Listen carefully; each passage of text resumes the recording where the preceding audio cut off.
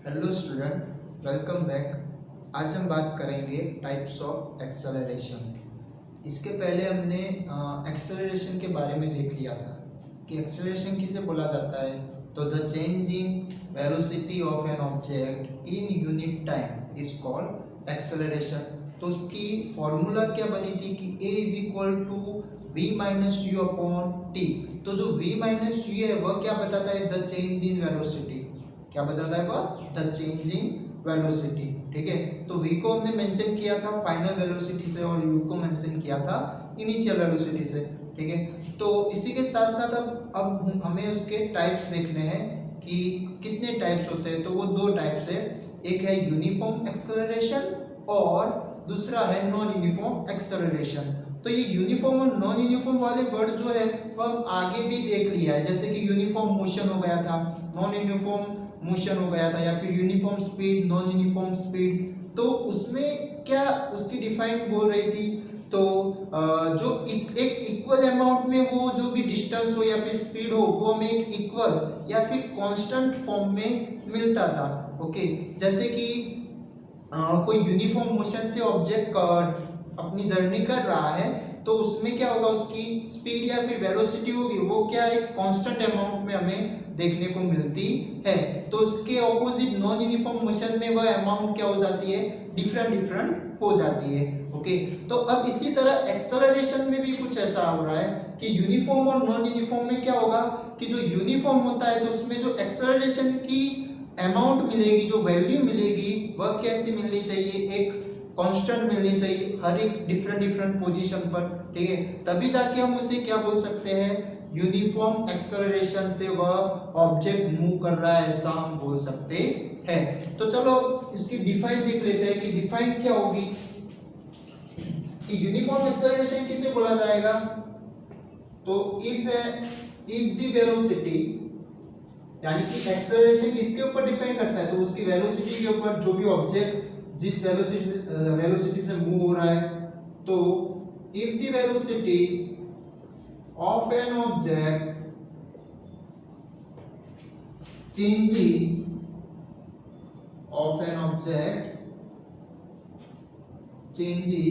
अब ये जो वेलोसिटी में चेंजेस आ रहा है वो दो टाइप से आ सकता है। वेलोसिटी इंक्रीज भी हो सकती है एंड वेलोसिटी उस टाइम डिक्रीज भी हो सकती है। अब ये कैसे, तो जैसे कि कोई व्हीकल है वह पहले से मोशन में है और उसे हम एक्सेलरेट करें, यानी कि उसकी जो स्पीड बढ़ाए एक्सेलरेटर से, ठीक है, तो वो क्या होगा, और भी स्पीड से वह दौड़ेगा व्हीकल। ठीक है, तो उस टाइम उसकी वेलोसिटी क्या हो रही होगी, इंक्रीज हो रही होगी। और जब हम उसे ब्रेक अप्लाई करते हैं, यानी कि उसे स्टॉप करना हो, तो हम क्या करेंगे, ब्रेक अप्लाई करेंगे। तो ब्रेक अप्लाई करते हैं तो पहले के मुकाबले जो वेलोसिटी होगी, अब वह धीरे धीरे फाइनल वेलोसिटी अब क्या होती जाएगी, कम होती जाएगी, यानी कि उस टाइम क्या हो रहा है, वेलोसिटी डिक्रीज हो रही है। ठीक है, तो हमें इस वेलोसिटी जो चेंज होती है तो वह दो कंडीशन में मिल सकती है, इंक्रीज भी हो सकती है, ठीक है, और डिक्रीज भी फॉर्म में मिल सकती है। बट ये जो डिक्रीज और इंक्रीज हो रहा है वह एक इक्वल अमाउंट में होना चाहिए। कैसे अमाउंट में, by equal amount in equal interval of time, it is called uniform acceleration। ठीक है, ये डिफाइन क्या कह रही है कि if the velocity of an object changes, यानी कि चेंजेस वेलोसिटी का कैसे हो सकता है, इंक्रीज भी हो सकता है और डिक्रीज। बट ये जो इंक्रीज और डिक्रीज होने का जो चेंजिंग है, ओके, वह एक सेम अमाउंट में होना चाहिए। जैसे कि हर एक पोजीशन में उसका जो इंक्रीज हो रहा है वो वेलोसिटी, तो वो हम सपोज कर लेते हैं कि हर एक में 2 मीटर पर सेकंड इंक्रीज होता हो। ओके, तो उसका मतलब क्या हो गया भाई, सेम अमाउंट में डिफरेंट डिफरेंट पोजीशन पर क्या हो रहा है, डिफरेंट डिफरेंट पॉइंट पर सेम अमाउंट में वह वेलोसिटी इंक्रीज हो रही है। या फिर जो डिक्रीज होती है वह इक्वल इंटरवल ऑफ टाइम में, तो वह भी क्या होनी चाहिए, उसकी अमाउंट सेम अमाउंट पर वह वेलोसिटी डिक्रीज होनी चाहिए। तो उसे फिर क्या बोला जाएगा, यूनिफॉर्म एक्सेलरेशन। यानी कि उसके थ्रू जो एक्सेलरेशन की वैल्यू मिलेगी वह एक कांस्टेंट फॉर्म में हमें वहां पर देखने को मिलेगी। अब ये कैसे, तो चलो अब इसका भी एक एग्जांपल के थ्रू हम समझ लेते हैं। जैसे कि कोई स्टोन या फिर कोई ऑब्जेक्ट है, वह हम कोई बिल्डिंग के ऊपर जाके या फिर कोई टॉप पर से हम उसे नीचे गिरा रहे हैं, कोई भी ऑब्जेक्ट या फिर हम स्टोन, चलो स्टोन ही मान लेते हैं, तो स्टोन को ऐसे गिराएंगे तो वो जब उसे हम छोड़ते हैं, ठीक है, तो उसकी जो स्पीड होगी वह क्या हो जाएगी, नीचे आने के लिए, यानी कि वह इंक्रीज होती जाएगी। ओके, तो अब उसी के अकॉर्डिंग हम उसके डिफरेंट पोजीशन पर एक्सेलरेशन का वैल्यू फाइंड करने का ट्राई करते हैं एक एग्जांपल के थ्रू। जो स्टोन हम गिरा रहे हैं, मान लो कि उसकी हम 4 पोजीशन ले लेते हैं। जब वह रेस्ट पोजीशन पे था तो वह हो जाएगी उसकी ए पोजीशन, यानी कि ए पोजीशन में वह क्या है, रेस्ट है। ओके, फिर मान लो कि फिर वो उसे छोड़ दिया, तो उस टाइम उस फर्स्ट सेकंड पर उसकी पोजीशन हम यहाँ पर मेंशन करते हैं बी। उसके बाद नेक्स्ट सेकंड पर उसकी जो पोजीशन है वह सी सपोज कर लेते हैं, और थर्ड सेकंड पर जो पोजीशन है वह हम डी सपोज कर लेते हैं। ओके, तो उसी की यानी कि टाइम के अकॉर्डिंग ये स्पीड जो ऑब्जेक्ट है या फिर स्टोन है उसकी हम पोजीशन दिखा रहे हैं। तो ये 0 सेकंड पर ये क्या था, टाइम को चलो सेकंड पे मेंशन कर देते हैं, तो 0 सेकंड पर वह रेस्ट पोजीशन में था, फिर फर्स्ट सेकंड पर वह बी पोजीशन में आया, सेकंड पर क्या हो गया, वह सी पोजीशन पर है, और थर्ड सेकंड पर क्या हो रहा है, वह डी पोजीशन पर है। ठीक है, बात समझ में आ रही है। तो 0 पर था वह ए पोजीशन, यानी कि वह हमारे हाथ में ऐसा। ओके, फिर हम उसे छोड़ देते हैं, तो उसकी फर्स्ट सेकंड पर जो पोजीशन बनी वह बी, सेकंड पर बनी वह सी, और थर्ड पर बनी वह डी बोला गया है। ओके, अब इसी के साथ साथ हम उसकी वेलोसिटी सपोज कर लेते हैं। मान लो कि पहले जो वेलोसिटी थी, यानी कि वह हमारे हाथ में था, तो उस टाइम पे उसकी वेलोसिटी क्या बोली जाएगी, वह रेस्ट में, तो वो जो भी इस तरह के ऑब्जेक्ट होंगे तो उसकी वेलोसिटी क्या बनेगी, 0 बनेगी। तो वेलोसिटी हम मेजर कर लेते हैं मीटर पर सेकंड में, उसका यूनिट। तो फर्स्ट तो क्या हो जाएगा, 0 हो जाएगा। फिर हम सपोज कर लेते हैं कि फर्स्ट सेकंड जब होता है तब उसकी जो वेलोसिटी वह इंक्रीज होकर 10 बन जाती है। कितनी बन जाती है, 10। फिर सी पोजीशन पर उसकी वेलोसिटी 20 बन जाती है, एंड देन डी पोजीशन यानी कि थर्ड सेकंड पर उसकी जो वेलोसिटी है वह 30 मीटर पर सेकंड बन जाती है। तो ये हमने एक टाइम मेजर किया और टाइम के अकॉर्डिंग वेलोसिटी उसकी मेजरमेंट कर रहे हैं। तो अब इसके थ्रू जो एक्सेलरेशन की वैल्यू मिलती है वह कैसे मिलेगी, तो वह देखते हैं। एक्सेलरेशन, तो एक्सेलरेशन के लिए आपको वैल्यू उसका फॉर्मूला याद होना चाहिए कि एक्सेलरेशन का फॉर्मूला क्या होता था, तो वह होता था a = v - u/t। t means जो टाइम हम ले रहे हैं, इंटरवल टाइम, उसी की बात होगी। ओके, तो ये हम चलो ये फर्स्ट पोजीशन के लिए, यानी कि ए से बी जो ऑब्जेक्ट गया, यानी कि स्टोन गया, तो उस टाइम जो उसकी एक्सेलरेशन बनती है वह कितनी बनती है वह देखते हैं पहले। तो उसके लिए हम सपोज कर लेते हैं a1। क्या सपोज किया, a1। तो जो a1 बन रहा है वो कितना बनेगा, तो उसके लिए फाइनल वेलोसिटी कौन बन जाएगी, तो ये फाइनल बन जाएगी, और ये क्या बन जाएगी, इनिशियल। Okay, u/v।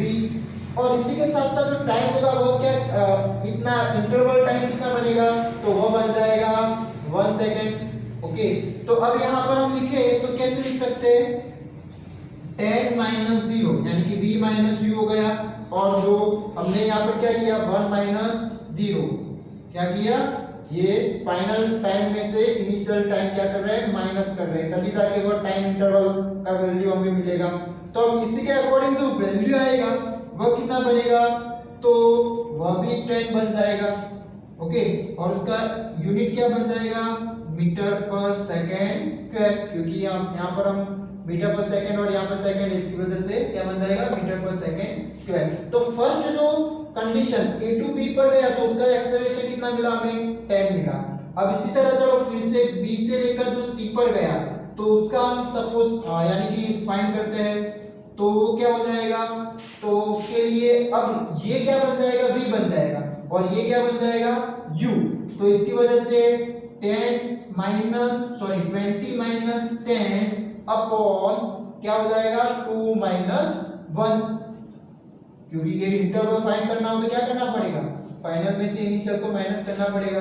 ओके, तो अब यहाँ पर भी कितना बनेगा, 20 माइनस 10 तो 10 हो जाएगा, और 2 माइनस 1 यानी कि वह भी क्या हो जाएगा, 1 हो जाएगा। तो अब इसी की वजह से यहाँ पर आंसर क्या आ रहा है, 10 मीटर पर सेकेंड स्क्वायर। चलो इसी तरह C और D का देख लेते हैं।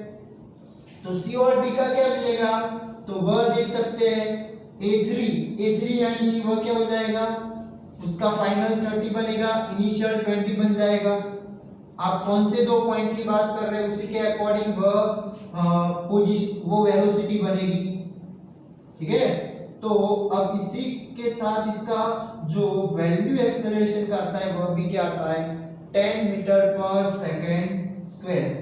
तो आप यहाँ पर देख सकते हैं कि इस तरह से हर एक में जो वैल्यू एक्सेलरेशन की है वह क्या आ रही है, सेम आ रही है। तो इस तरह की जो भी ऑब्जेक्ट की मोशन में कंडीशन देखने को मिलती है तो उस टाइम जो एक्सेलरेशन क्रिएट हुई है वो कैसी होगी, यूनिफॉर्म एक्सेलरेशन। तो अब इसका एग्जांपल की बात करें तो कौन सा बनेगा, तो जब ये हमने कौन सा एग्जांपल लिया है, कोई ऊंचाई पर से टॉप पर से हम कोई ऑब्जेक्ट को छोड़ दे या फिर आसमान से कोई ऑब्जेक्ट छूटता है तो वो क्या करेगा, उसकी जो एक्सेलरेशन बन रही है वो कैसी बन रही है, यूनिफॉर्म एक्सेलरेशन बन रही है। और उस टाइप की जो मोशन है उसे क्या बोला जाता है, फ्री फॉलिंग बोला जाता है, motion of an object free falling, ठीक है।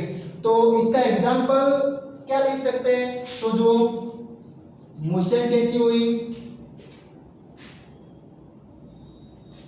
तो हम ऐसा लिख सकते हैं कि फ्री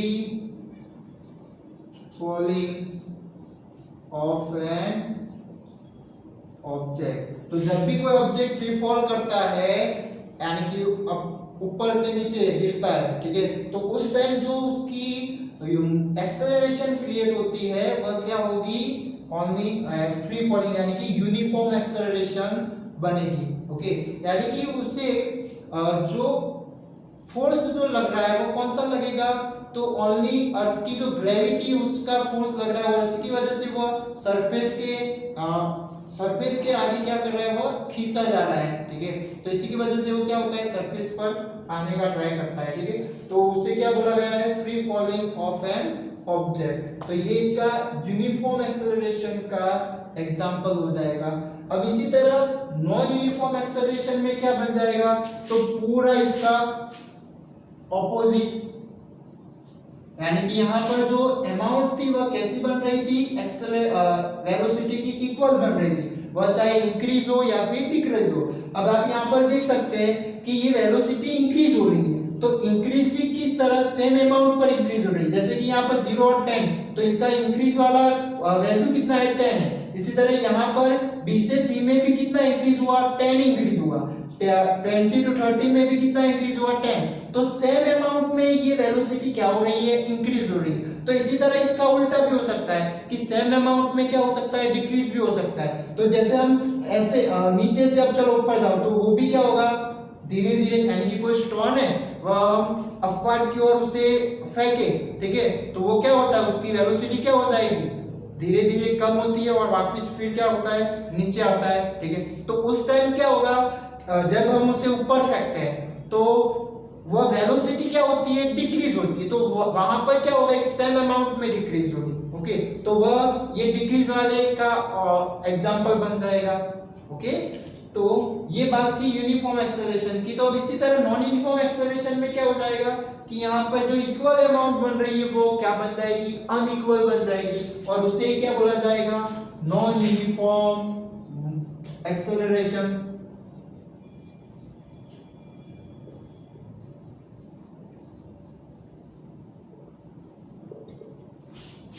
तो इसकी डिफाइन करनी हो तो क्या बन सकती है,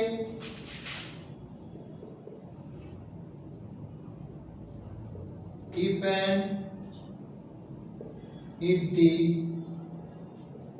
velocity of an object changes by unequal amount in equal interval of time, it is called non-uniform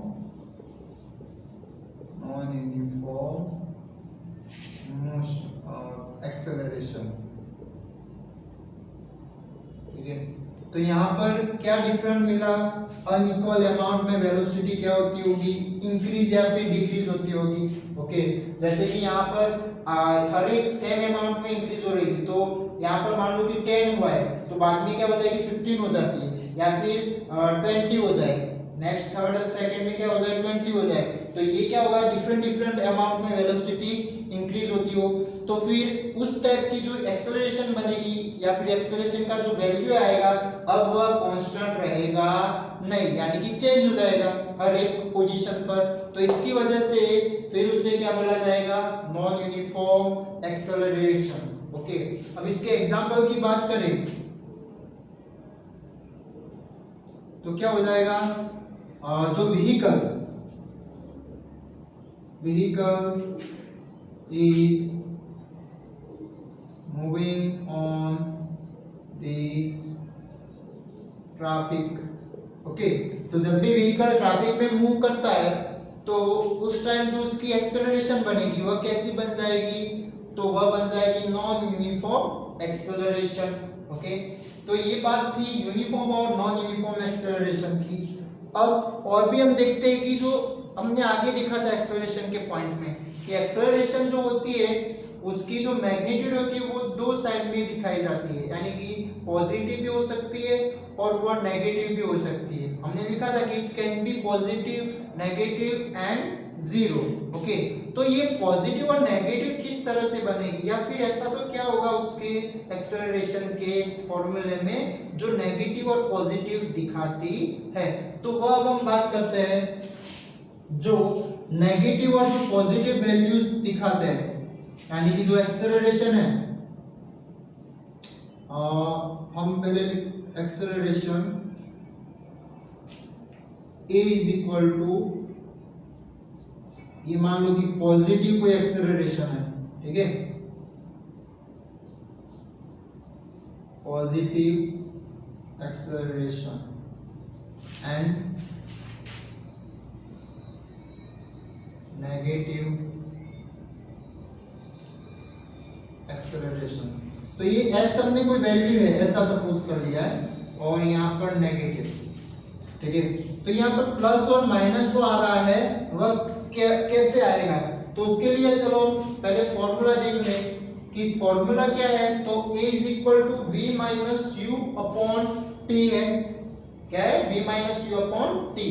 तो अब इसमें आप देख सकते हैं कि ये वैल्यू जो पॉजिटिव और नेगेटिव आ रही है वो किसकी वजह से आ सकती है, तो टाइम जो है वह तो क्या होगा, वह तो ओनली पॉजिटिव ही रहेगा, वह नेगेटिव बन सकता नहीं है। तो जो नेगेटिव या पॉजिटिव बनेगी तो वो भी क्या बनेगा, ये चेंज इन वेलोसिटी, तो उससे की वजह से यहाँ पर एक्सेलरेशन क्या बनती होगी, नेगेटिव या पॉजिटिव, ठीक है।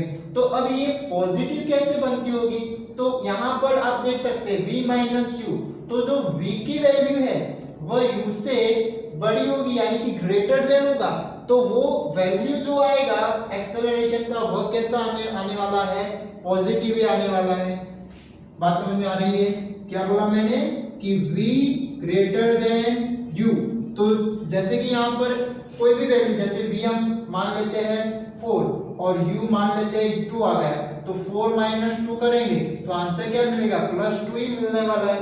ओके, तो उस टाइम जो एक्सेलरेशन की वैल्यू आएगी वह क्या आएगी, पॉजिटिव ही आने वाली है। ओके, इसी के साथ साथ अब चलो इसका उल्टा कर दे कि ये जो u है वह 4 ले लेते हैं और v 2 ले लेते हैं, तो अब जो वैल्यू मिलेगी 2 माइनस 4, तो वह क्या आ जाएगा, -2 आ जाता है। तो चेंज इन वेलोसिटी क्या हो गई, नेगेटिव हो गई। तो ये कब होती है, जब उसकी एक्सेलरेशन यानी कि वेलोसिटी जो है वह इनिशियल वेलोसिटी फाइनल वेलोसिटी से ग्रेटर देन हो जाती है तब। तो इसका मतलब ऐसा हुआ कि यहाँ पर v ग्रेटर देन u है, तो नेगेटिव में वेलोसिटी में क्या बन जाएगा, v लेस देन u बन जाएगा। क्या बन जाएगा, v लेस देन u। अब इसका हम एग्जांपल ले तो क्या बन सकता है, तो जब कोई व्हीकल को हम एक्सेलरेट करते हैं, यानी कि मान लो कि वो पहले से मोशन में है और उसे और भी स्पीड देनी हो, तो हम क्या करेंगे, एक्सीलरेटर देंगे। ओके, रेस का करते हैं ज्यादा, तो अब वो रेस करते हैं तो वो व्हीकल है वो और भी स्पीड से क्या करने लगता है, दौड़ने लगता है। तो उस टाइम उसकी वेलोसिटी है वह क्या हो रही है, इंक्रीज हो रही है। तो वो जो आगे की वेलोसिटी है वह हर एक क्या हो रही है, इंक्रीज हो रही है as compare to initial velocity. तो उस टाइम जो एक्सेलरेशन बनेगी वह क्या बनेगी, तो पॉजिटिव एक्सेलरेशन बनेगी। ठीक है, तो हम यहाँ पर एग्जांपल लिख सकते हैं कि द व्हीकल इज एक्सेलरेट, या फिर when a vehicle is accelerate then its velocity increases। ठीक है, तो जो व्हीकल जब एक्सेलरेट किया जाता है यानी कि रेस लगाया जाता है ज्यादा, तब जाके क्या हो जाता है वेलोसिटी उसका इंक्रीज हो जाता है। तो उस टाइम हम बोल सकते हैं कि जो फाइनल वेलोसिटी है वह as compare to initial velocity से क्या है, ज्यादा है। तो उस टाइम जो एक्सेलरेशन आएगी वो कैसी बन जाएगी, पॉजिटिव एक्सेलरेशन बन जाएगी। ओके, तो इसी के साथ साथ अब यहाँ पर बात करें इसके एग्जांपल की, तो वह क्या बन जाएगा, तो अब व्हीकल को स्टॉप करना है तो हमें क्या करना पड़ेगा, ब्रेक अप्लाई करना पड़ेगा। तो हम स्लोली ब्रेक अप्लाई करते हैं, तो उस टाइम क्या होगा, उसकी जो वेलोसिटी है वह क्या होने लगी है, डिक्रीज होने लगी है।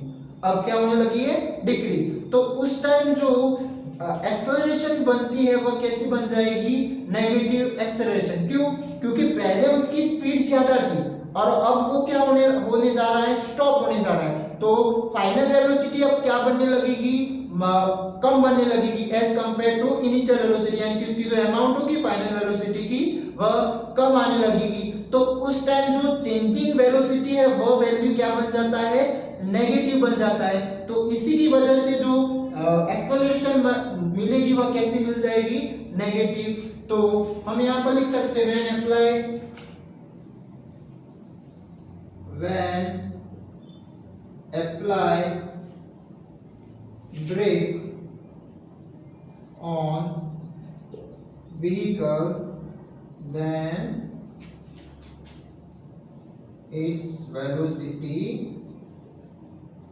decreases।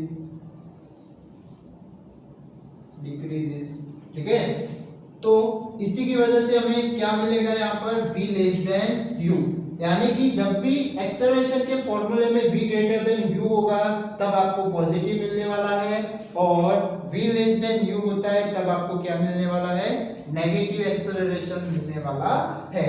अब ये जो नेगेटिव एक्सेलरेशन होती है उसे दूसरा भी बोला जाता है डी एक्सेलरेशन। क्या बोला जाएगा, डी एक्सेलरेशन भी बोला जाता है, या फिर रिटार्डेशन भी बोला जाता है। क्या बोला जाएगा, रिटार्डेशन भी बोला जाएगा। तो डी एक्सेलरेशन यानी कि जो नेगेटिव एक्सेलरेशन होती है उसे डी एक्सेलरेशन या फिर रिटार्डेशन बोल सकते हैं।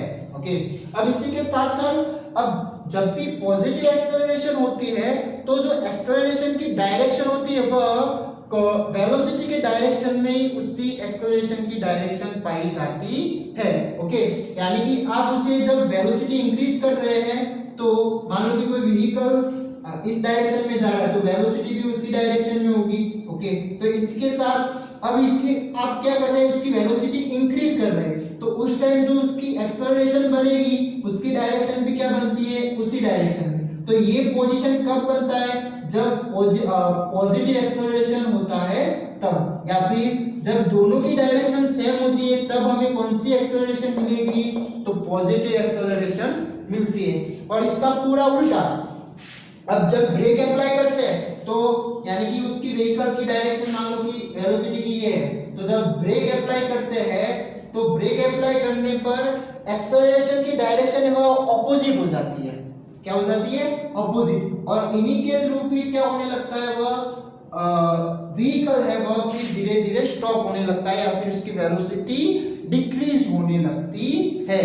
तो ये भी शॉर्ट क्वेश्चन में आ सकता है कि जब नेगेटिव एक्सेलरेशन होता है तब वेलोसिटी के कंपेयर एक्सेलरेशन का डायरेक्शन क्या होगा, तो वह बन जाएगा ऑपोजिट। और जब वेलोसिटी जब इंक्रीज होता है या फिर पॉजिटिव एक्सेलरेशन में एक्सेलरेशन की डायरेक्शन किस साइड होती है, तो वह same direction in velocity. Okay, तो आज हमने बात किया टाइप्स ऑफ एक्सेलरेशन एंड इसके जो मैग्नीट्यूड मिलते थे वह पॉजिटिव और नेगेटिव जो मैग्नीट्यूड मिलते हैं वह किसके अकॉर्डिंग मिलेंगे। तो जो चेंज इन वेलोसिटी में जो v और u है वह क्या बनता है, ग्रेटर देन बनेगा तब पॉजिटिव एक्सेलरेशन और लेस देन बनेगा तब नेगेटिव एक्सेलरेशन बनता है। ठीक है, थैंक यू।